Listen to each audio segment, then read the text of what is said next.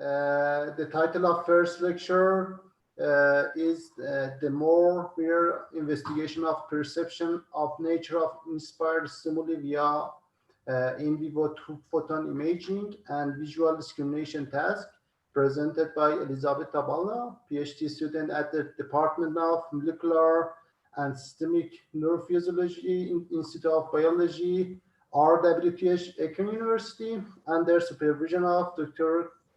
Campbell, am I right? And she works on two-photon imaging and recording of visual cortex in awake behaving mice. I'm asking Elisabeta, sorry, to start her great talk. Sorry. Thank you very much, Ehsan. So, greetings everyone. As already mentioned, I am Elisabeta Balla. I'm a PhD student at the Department of Systems Neurophysiology at RWTH Aachen, and I will be telling you today about our work on perception of nature-inspired stimuli in mice. If I were asked to describe our environment, I'd say that we live in a fast-paced, geometric, orderly chaos, which is rich in spatial frequencies, essentially the periodicity across position in space of a structure, and by structure in our case, we mean sinusoidal components of an image, and we express it in cycles per degree.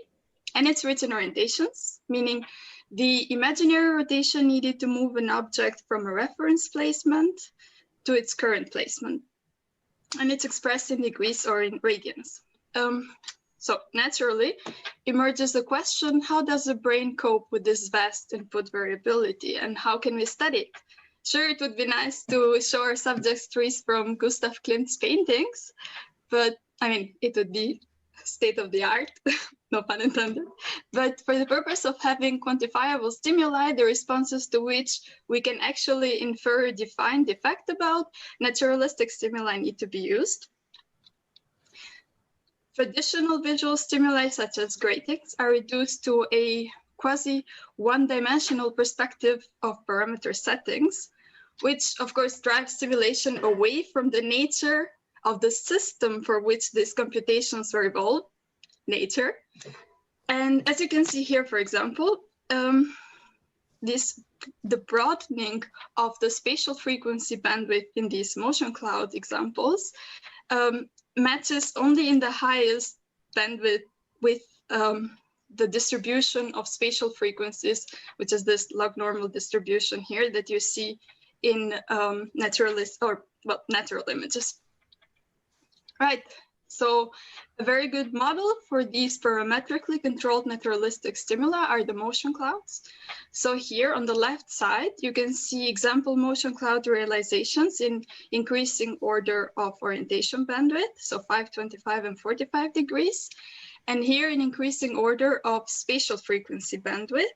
I just selected static frames here, while here you see loops of running stimuli examples. Along with that, you can see a 3D intensity profile showing the peaks and troughs of luminance of one example or typical frame from these realizations, and also the average frame histogram.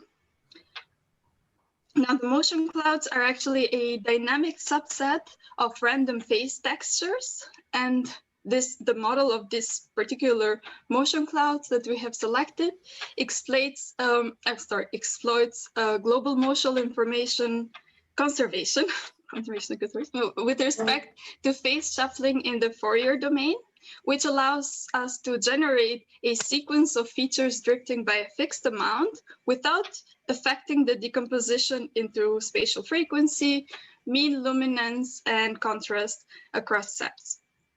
So here, just for fun, if we apply a Gaussian blur to this example, we can clearly see a green outline in the luminance peaks and troughs, which clearly shows the range of orientations present in this 45-degree band. We used an adaptation of the Python package from Leroux-Perrinet to generate this stimuli. And this exact package has also been used in 2012 by Claudia Simoncini to test the effect of stimulus bandwidth on perceptual speed discrimination in humans. They saw that with spatial frequency bandwidth broadening, they noticed quicker, stronger, and more reliable motor responses, so as seen here by the increase in saccades. And however, on speed discrimination was actually hindered. So here they have the perception data from the subject responses. So for this effect, they proposed an adaptive gain control mechanism, where essentially an increase in activated perception channels triggers divisive gain normalization, which reduces amplitudes. Now, we were interested in a neural level playout of naturalistic stimulus dynamics, which is ethically easier to approach using a mouse model. So first, we wanted to establish the perceptual dynamics of our chosen parameters. So we designed a visual discrimination task in the mouse touchscreen chamber. The mouse had to discriminate between a target stimulus and a distractor stimulus, and then that's the correct one on the touchscreen in order to collect water reward. Otherwise, there would be a timeout. In order to avoid ambiguity, we measured the change in discrimination of two different spatial frequencies, namely 0.04 and 0.16 cycles per degree, and that upon enrichment of orientation bandwidth. So if we applied increasingly 25 degrees and then 45 degrees on these stimuli. And on the other protocol, we measured the change in discrimination of two cardinal orientations, so horizontal, vertical, and we enriched in spatial frequency bandwidth, so 0.04 to 0.16 cycles per degree. And interestingly, we noticed that in contrast to what was seen in the speed discrimination study in humans, bandwidth broadening actually improves perception, but it's only the case for the orientation bandwidth enrichment.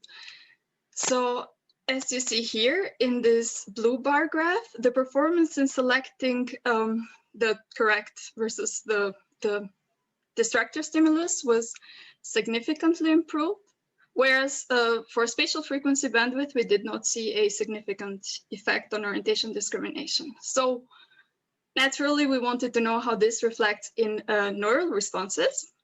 Thus, we did two-photon imaging in layer 2-3 of the primary visual cortex of mice, which were virally injected to express the green fluorescence indicator GCAM6F under synapsin promoter. So these mice were just passively sitting in a tube, and they were shown two different protocols of pseudo-random sequence